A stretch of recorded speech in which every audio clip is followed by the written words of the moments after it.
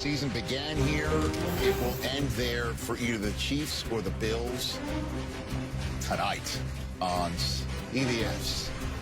The calm before the storm. Sarah Walsh from Arrowhead. Sarah?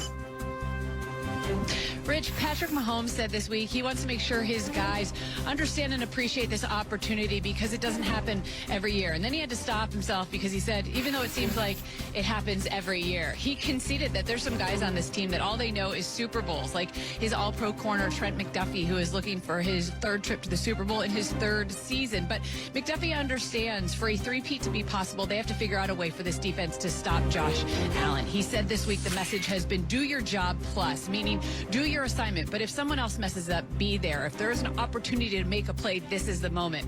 Patrick Mahomes has perspective while he is looking for a fifth trip to a Super Bowl. He says games like these, you never know when it could be your last one. Here's two of the game's greats wired up. I watch every other quarterback run out the tunnel, and they just run out like this. And then I get up, come out, and I'm like, let's go! Love y'all boys, huh? I'm too big! Big dog! Big dog! No! Let's go finish this game, Kels. Back of the end zone, touchdown! He just does what he wants. And the craziest part is I knew he was going to do it. I was like, he ain't running the corner. Love y'all boys. Here we go! Wait up, 3, 1, 2, 3! So, I mean, take a look at the numbers in the 3 playoff games. They've each, on average, accounted for 3 offensive touchdowns in those games. Allen has averaged more offensive yards per game.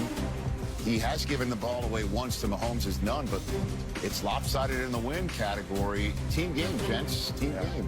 Can't wait for this game. 2 studs, man, over there in Arrowhead tonight. But let's talk about, Gerald, other than Josh Allen, Patrick Mahomes, which player or players will have the biggest impact in tonight's game?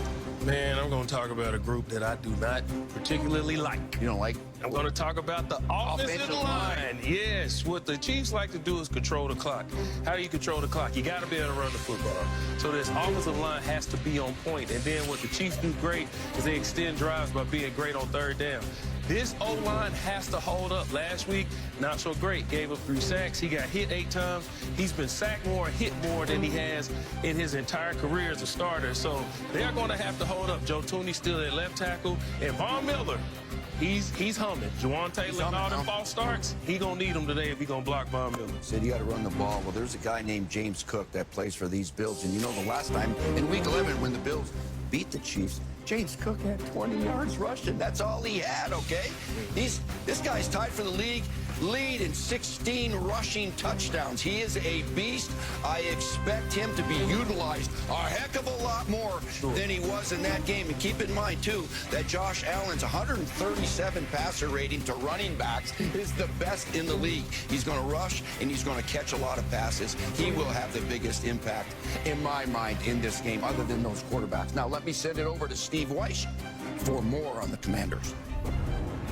All right, well, thanks a lot, Mooch. The biggest concern for Washington's defense is, of course, slowing down Eagles running back Saquon Barkley, who has gashed them for 296 rushing yards in 2 games this season. Now, I speak with inside linebacker Bobby Wagner, who said the key is to limit the explosives and the cutback lanes. But the big question for their defense is, can they stay disciplined?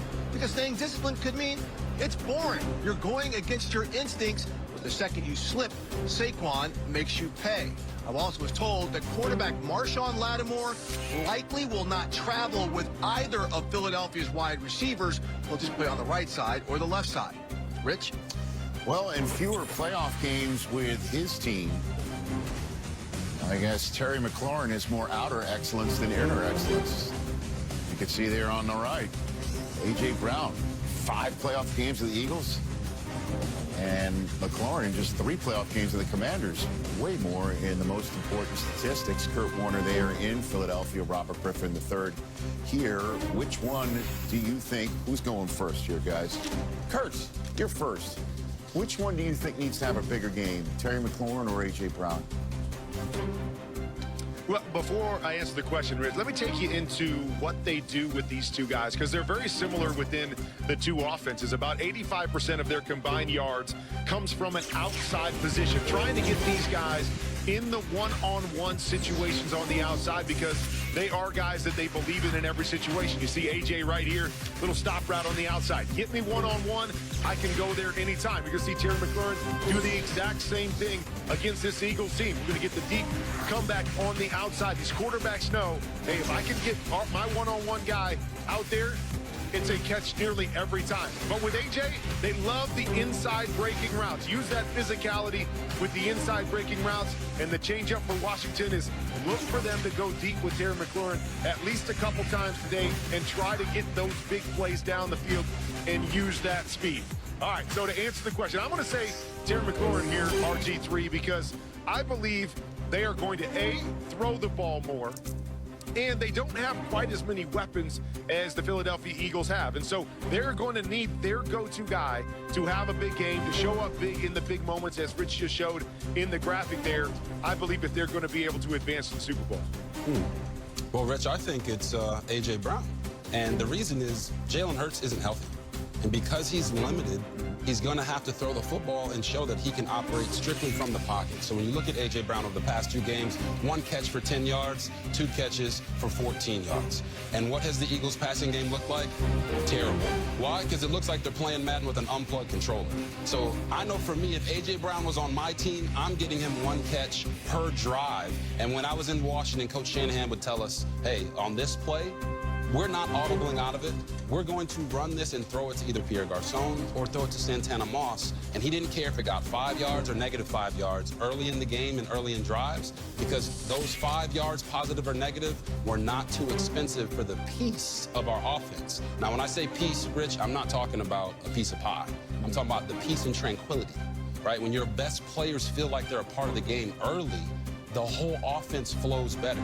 And when you throw the ball to your best players, typically good things happen. And we would get 10-plus yard gains on those. And even Pierre Garçon would score a touchdown on a screen. So A.J. Brown is going to have a bigger game so that this Eagles passing attack can be more efficient. Yeah, I guess the key is to have him find peace and tranquility by the connection with his quarterback as opposed to reading it in a book during the game. We'll see what happens, obviously, when toe meets ball. And odds are, if I may say, that it's going to come down to a 4th down conversion or 2 between these teams. They love going for it.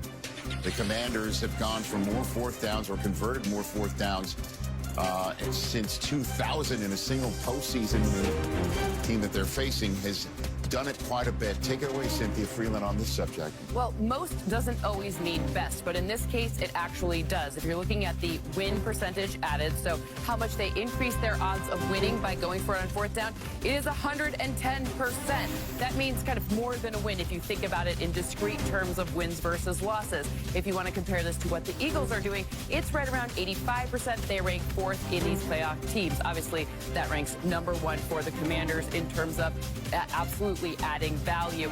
Also, that doesn't even factor in that they're